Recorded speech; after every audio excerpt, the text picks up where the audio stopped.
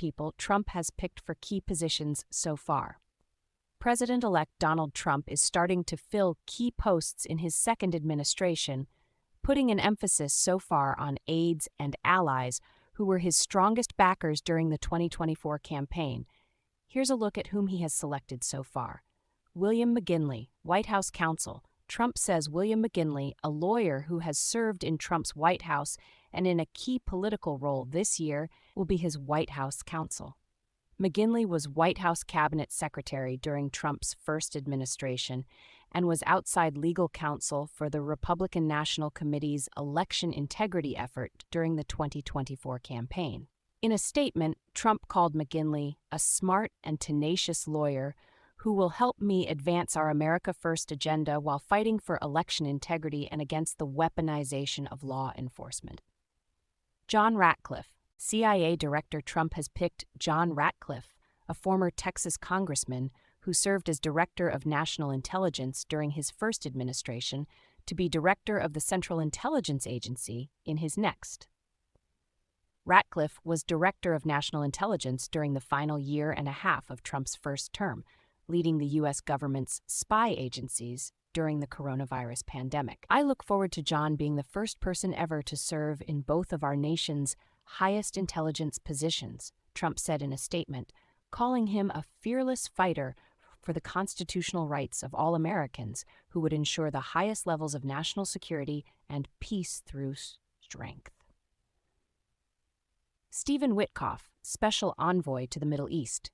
Trump on Tuesday named real estate investor Stephen Witkoff to be Special Envoy to the Middle East. The 67-year-old Witkoff is the president-elect's golf partner and was golfing with him at Trump's club in West Palm Beach, Florida, on September 15, when the former president was the target of a second attempted assassination.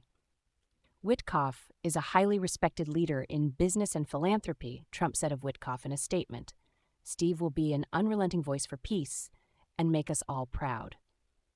Trump also named Witkoff co-chair with former Georgia Senator Kelly Loeffler of his inaugural committee. Mike Huckabee, ambassador to Israel. Trump will nominate former Arkansas Gov. Mike Huckabee to be ambassador to Israel, the president-elect announced Tuesday. Huckabee is a staunch defender of Israel, and his intended nomination comes as Trump has promised to align U.S. foreign policy more closely with Israel's interests as it wages wars against the Iran-backed Hamas Hezbollah. He loves Israel, and likewise the people of Israel love him, Trump said in a statement. Mike will work tirelessly to bring about peace in the Middle East. Huckabee, who ran unsuccessfully for the Republican nomination in 2008 and 2016, has been a popular figure among evangelical Christian conservatives, many of whom support Israel due to Old Testament writings that Jews are God's chosen people and that Israel is their rightful homeland.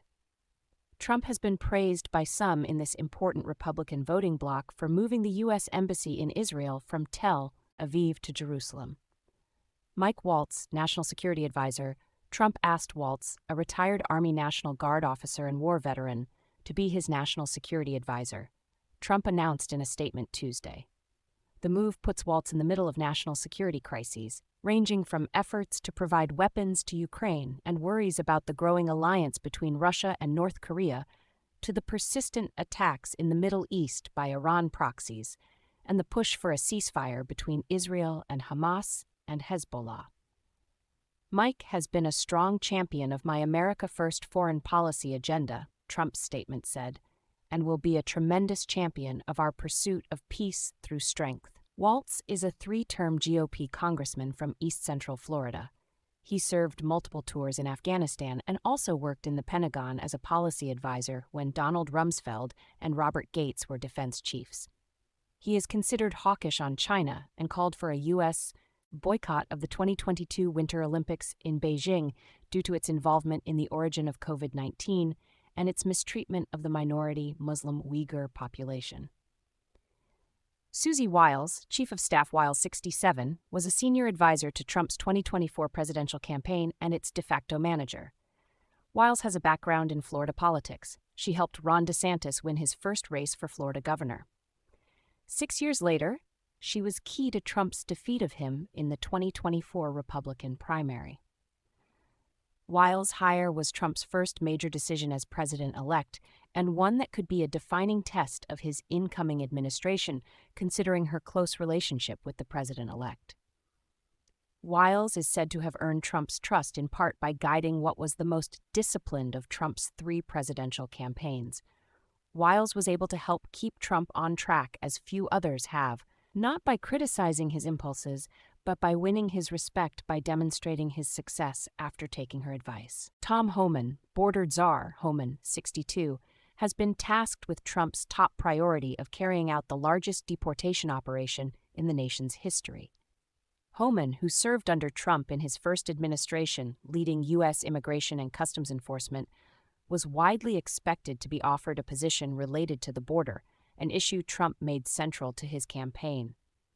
Though Homan has insisted such a massive undertaking would be humane, he has long been a loyal supporter of Trump's policy proposals, suggesting at a July conference in Washington that he would be willing to run the biggest deportation operation this country's ever seen.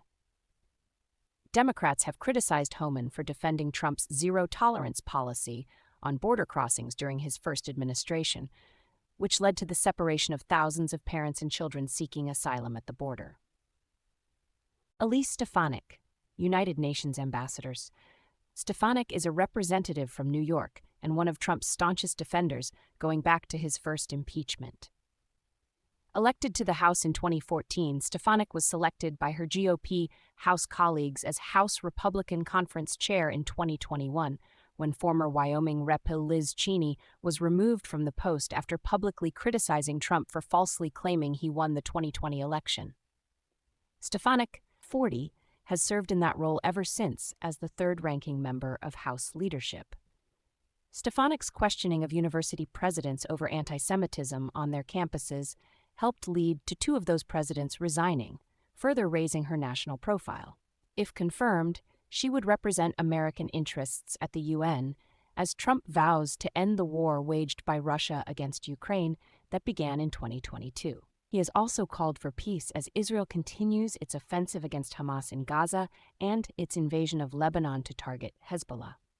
Stephen Miller, Deputy Chief of Staff for Policy. Miller, an immigration hardliner, was a vocal spokesperson during the presidential campaign for Trump's priority of mass deportations. The 39-year-old was a senior advisor during Trump's first administration. Miller has been a central figure in some of Trump's policy decisions, notably his move to separate thousands of immigrant families. Trump argued throughout the campaign that the nation's economic, national security, and social priorities could be met by deporting people who are in the United States illegally.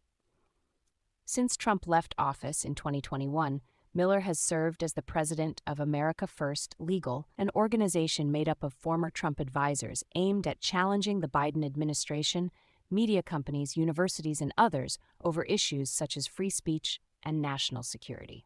Lee Zeldin, Environmental Protection Agency. Trump has chosen former New York Rep. Lee Zeldin to serve as his pick to lead the Environmental Protection Agency. Zeldin does not appear to have any experience in environmental issues, but is a longtime supporter of the former president. The 44-year-old former U.S. House member from New York wrote on X, "We will restore U.S. energy dominance, revitalize our auto industry to bring back American jobs, and make the U.S. the global leader of AI. We will do so while protecting access to clean air and water," he added. During his campaign, Trump often attacked the Biden administration's promotion of electric vehicles and incorrectly referred to a tax credit for EV purchases as a government mandate. Trump also often told his audiences during the campaign that his administration would drill, baby, drill, referring to his support for expanded petroleum exploration. In a statement, Trump said Zeldin will ensure fair and swift deregulatory decisions that will be enacted in a way to unleash the power of American businesses while at the same time maintaining the highest environmental standards, including the cleanest air and water on the planet. Because Trump bad. Trump bad.